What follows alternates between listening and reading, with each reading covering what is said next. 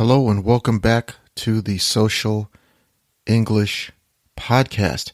In today's episode, we're going to talk about how not to meet native English speakers. This episode is going to start now.今日のエピソードでは、英語圏である西欧諸国における特定の社会的状況についての重要なソーシャルイングリッシュのヒントをお教えします。アメリカ、カナダ、イギリス、その他の英語圏の国で実際に使えるように英会話のスキルアップに焦点を当てた社会的状況に関する大事なヒントを聞きながら学んでいきます。Hey, Percy Woods here, and welcome back.to the Social English Podcast. In today's episode, we are going to talk about how not to meet native English speakers. Okay, once again, this podcast and this episode is for intermediate to advanced English speakers or students.Okay. First, I'd like to tell you I will speak as slow as possible so that you can understand this social English and cultural episode. So let's begin. Okay, let's start. I want to congratulate you first because you are now about to visit an English-speaking country. But what do you do now?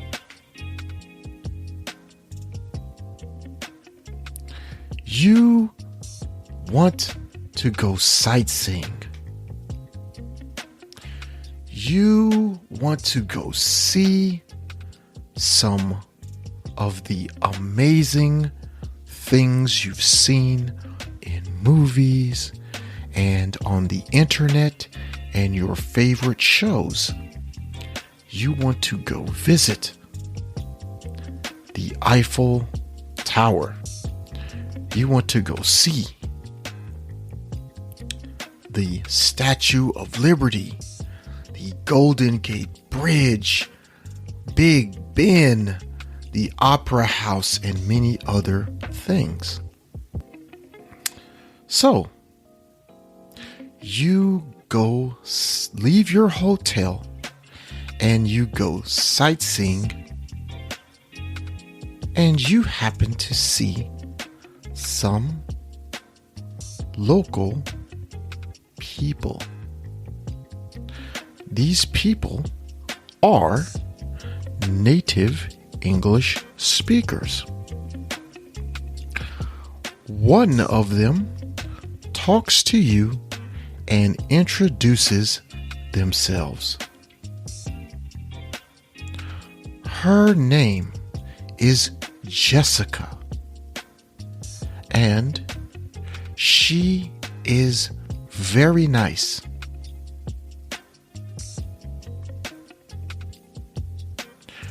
How do you speak to Jessica? In what way? Here are the things that you do not want to do.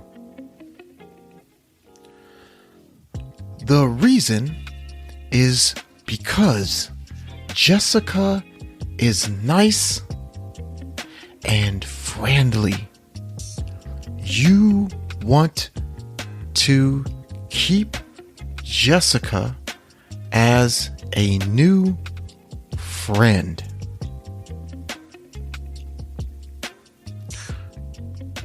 So, here are some things you do not want to do.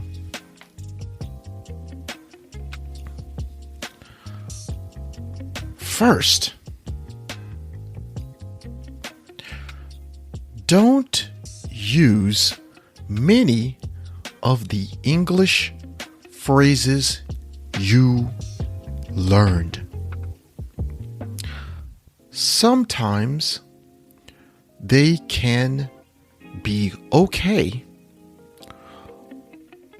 but sometimes they can be very strange when you use them with a native speaker in a real social English situation. Let's talk about that. You don't want to use the phrase "nice to meet you" in your introduction. You want to use it when you are parting with someone. So, when you are meeting Jessica, you don't want to say, "Hello, I'm Eiko. Nice to meet you." This is strange because you didn't really meet Jessica yet.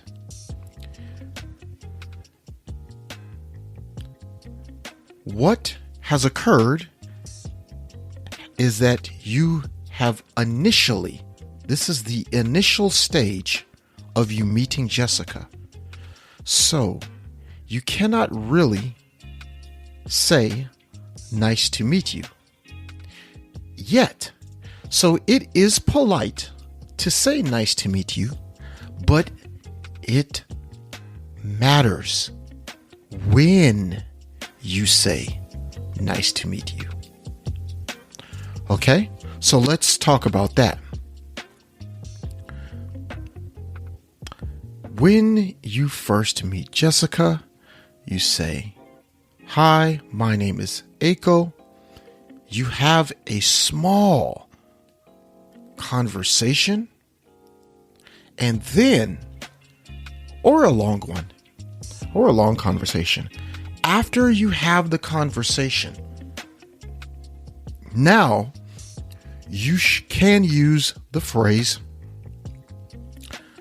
"It was nice to meet you, Jessica." Or, as she's leaving, "See you later. Bye. It was nice to meet you." It was nice to meet you.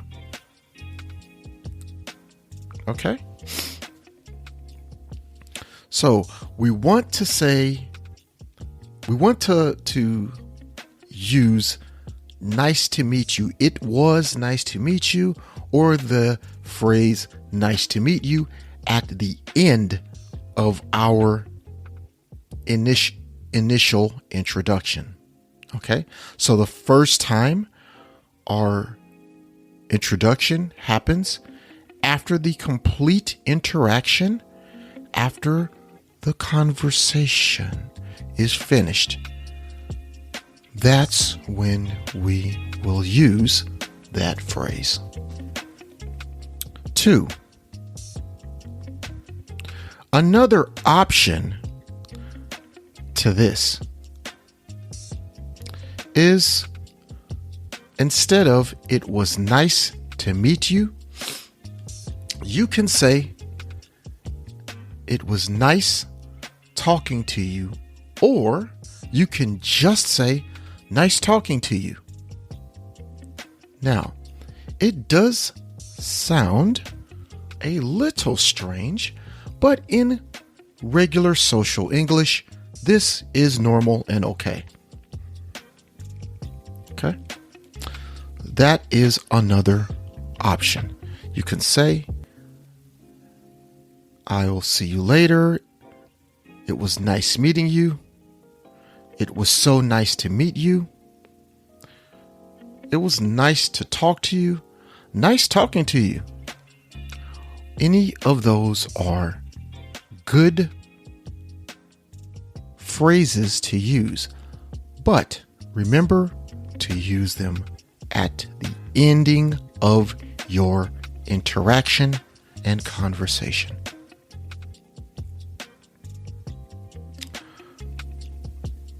Next, and many Japanese people I know ask this, and I have covered this before. Don't ask their age. In other words, hi, I'm Eiko. Hi, nice, I'm Jessica. Oh, how old are you? Okay, so in this situation, Eiko states her name. Hi. This is the initial introduction. Hi, I'm Eiko. Jessica responds with her initial introduction. Hi, I'm Jessica. And then Eiko responds with, how old are you? As a question. This is considered very rude, and do not ask this question. The only time you may want to ask this question is after a little bit more conversation. And a little bit longer in the conversation, that's when you might want to ask this question after they have changed from being a stranger out of the stranger social circle group, and they have moved into the friends social circle group. And you need to understand they need to see you in their friends social circle group. So, if there is someone that you would not have in your friends social circle group, you would never ask them this question. For example, you have a job and your boss. You would not ask your boss, how old are you? If you are a college student and you are studying abroad, you do not ask your teacher's assistant or your professor, your teacher. You would not ask your professor, how old are you? This is very rude, and it does not match the social circle you are in. So you need to use language that matches the social circle group of the person that you are talking to. Okay, let's move on. Another problem that we want to address: don't ask if they are married.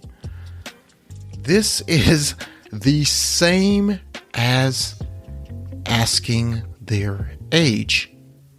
In the Western English speaking or native English speaking countries, such as the United States, Australia, New Zealand, the UK, it is not acceptable to ask someone immediately if they are married. It is rude and bad manners. Please do not do this, because there is no reason for you to ask this question. It's almost one of the rudest questions that you can ask someone that is in your stranger or unknown social circle group. Now, if they are a friend, as with the age question, if they are a friend or become a friend, this is a different story and this is acceptable. So you can ask them if they are married, maybe after you have close friendship or you have had a close friendship created. This also goes for, do you have a girlfriend? Do you have a boyfriend? Something like that. All these personal relationship questions you should not ask. Okay, let's move on. You also do not want to ask them for language exchange. If you are in an English-speaking country, or if you're in Japan, I do know that in Japan, it is popular to have language exchange friends. But in these native-speaking countries, a lot of people aren't interested in an initial friendship just to exchange languages. Maybe they aren't interested in learning Japanese, but they are interested in Japanese culture, or they may just be interested in the same hobbies as you. Or even possibly they are interested in you as a person. So please don't ask, let's do language exchange. So please don't ask that question. Okay, and let's talk about one more thing. This is the last don't. Don't ask how much they weigh. I have had many Japanese people that I have met see me and ask how tall I am, how much I weigh. These questions are basically non-essential questions. What I mean by non-essential question, this question has no meaning to you becoming friends. This question has no meaning in you having a conversation. And some people can see this question as being rude. So please avoid and don't use the question, how much do you weigh? For example, Jessica and Aiko meet up for coffee after their first initial introduction. they meet the next day to have coffee at a coffee shop. Aiko asked Jessica the following. Hey, Jessica, how is the weather today? How do you feel about today's weather? Jessica says, I think it might rain and it's getting a little cold. So Aiko asks, Oh, that's interesting. I think it's cold too. Aiko wants to keep talking and have more of a conversation.